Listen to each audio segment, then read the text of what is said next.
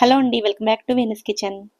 ఈరోజు వీడియోలో అద్భుతమైన రుచితో ఎన్నో పోషకాలు కలిగిన బీరకాయ కూరను ఎలా ప్రిపేర్ చేసుకోవాలో చూద్దామండి. మిగిలిన రోజుల్లోనే కాకుండా పితృకార్యాల రోజుల్లో కూడా ఈ కూరను ప్రిపేర్ చేసుకోవచ్చు. కూర అయితే చాలా టేస్టీగా ఉంటుంది. వీడియోని ఎక్కడా స్కిప్ చేయకుండా చివరి వరకు చూసి మీరు కూడా తప్పకుండా ట్రై చేయండి. రెసిపీ కనుక నచ్చినట్లయితే ఒక లైక్ చేసి ఛానల్ని కూడా సబ్స్క్రైబ్ చేసుకోండి.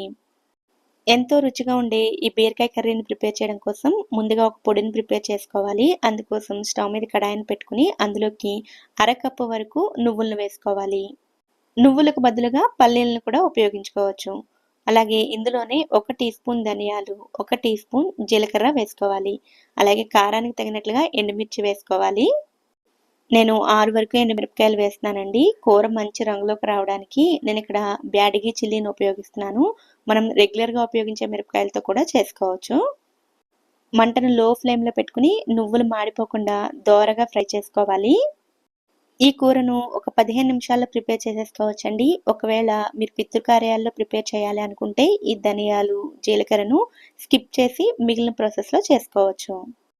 నువ్వులు ఏమాత్రం మాడినా కూర టేస్ట్ అనేది మారిపోతుంది. ఇలా మంచి రంగులోకి వచ్చేంత వరకు ఫ్రై చేసుకున్న తర్వాత స్టవ్ ఆఫ్ చేసుకుని వీటిని ఒక ప్లేట్లోకి తీసుకోండి. ఇలా కొంచెం పల్చగా స్ప్రెడ్ చేసుకున్నట్లయితే త్వరగా చల్లారుతాయి. ఇవి చల్లారేలోపు మిగిలిన ప్రాసెస్ని చూద్దాము. ఈ కూరను ప్రిపేర్ చేయడానికి నేను 1/2 కేజీ వరకు బీరకాయలను తీసుకున్నానండి. బీరకాయలను లేతగా ఉన్నవి తీసుకున్నట్లయితే కూర రుచి బాగుంటుంది. బీరకాయలను శుభ్రంగా కడిగి పైన పొట్టు తీసేసుకుని వీటిని చిన్న ముక్కల కింద కట్ చేసుకోవాలి. ప్రతి బీరకాయని కట్ చేసుకునే ముందు చేదు ఉన్నాయో లేదో చూసుకుని కట్ చేసుకోండి. ఇలా చిన్న ముక్కల కింద కట్ చేసుకోవాలి. ఈ ముక్కలు కట్ చేసుకునే లోపు నువ్వులు కూడా చల్లారిపోతాయి. ఇప్పుడు ఈ నువ్వులను మిక్సీ జార్లోకి వేసుకోవాలి. బీరకాయలు కొంచెం తీపిగా ఉంటాయి కాబట్టి ఈ కూరకి కొంచెం కారం ఎక్కువగానే పడుతుందండి. ఈ మిరపకాయల కారం అయితే సరిపోదు కనుక ఇలా కొద్దిగా కారాన్ని కూడా వేసుకోండి. నేను 1 స్పూన్ కారం వేసానండి. పూర్తిగా ఎండుమిరపకాయలు, పూర్తిగా కారం కంటే సగం మిరపకాయలు, సగం కారం వేసుకొని చేసుకుంటే పొడి ఇలా మంచి రంగులోకి వస్తుంది. టేస్ట్ కూడా చాలా బాగుంటుంది. ఇప్పుడు కూరను ప్రిపేర్ చేయడం కోసం స్టవ్ మీద కడాయిని పెట్టుకుని అందులోకి 3 టేబుల్ స్పూన్ల ఆయిల్ని వేసుకోవాలి. నూనె వేడైన తర్వాత 1 టీ స్పూన్ ఆవాలు, హాఫ్ టీ స్పూన్ జీలకర్ర వేసుకుని ఆవాలు చిటపటలాడేంత వరకు ఫ్రై చేసుకోవాలి. తర్వాత ఇందులోకి 3 పచ్చిమిరపకాయలను ఇలా ముక్కల కింద కట్ చేసుకుని వేసుకోండి. తర్వాత మనం కట్ చేసుకుని ఉంచుకున్న బీరకాయ ముక్కలను కూడా వేసుకోవాలి. బీరకాయ ముక్కలు వేసుకున్న తర్వాత అంతా ఒకసారి బాగా కలిసేటట్లుగా కలుపుకోవాలి. తర్వాత ఇందులోకి ఒక రెమ్మ కరివేపాకును వేసుకుని కలుపుకోండి. ఇందాక చెప్పినట్లుగా ఈ కూరను పితృకార్యాల్లో చేస్తున్నట్లయితే ఇవేమీ వేయాల్సిన అవసరం లేదండి. నువ్వులు, ఎండుమిర్చిని ఫ్రై చేసుకున్న తర్వాత పొడి చేసుకుని డైరెక్ట్‌గా బీరకాయ ముక్కల్లోకి పొడిని వేసుకుని ప్రిపేర్ చేసేసుకోవచ్చు. బీరకాయలు లేతగా ఉన్నట్లయితే చాలా తొందరగా వేగిపోతాయి. మూత పెట్టుకుని వేయించుకున్నట్లయితే బీరకాయల్లో ఉండే నీరంతా ముందు బయటకు వచ్చేస్తుంది.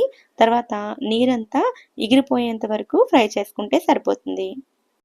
బీరకాయ ముక్కల్లో నుంచి వచ్చిన నీరంతా ఆవిరైపోయి ముక్కల నుండి నూనె సెపరేట్ అవుతున్నప్పుడు ఇందులోకి మనం ముందుగా గ్రైండ్ చేసుకుని పక్కన పెట్టుకున్న నువ్వుల పొడిని వేసుకోవాలి. పొడి వేసుకున్న తర్వాత మంటను లో ఫ్లేమ్లో పెట్టుకుని 2-3 నిమిషాల పాటు కంటిన్యూస్గా కలుపుకోవాలండి. నువ్వుల పొడైనా పల్లి పొడైనా సరే కడాయికి అంటుకుంటూ ఉంటుంది కనుక కంటిన్యూస్గా కలుపుతూ ఉండాలి.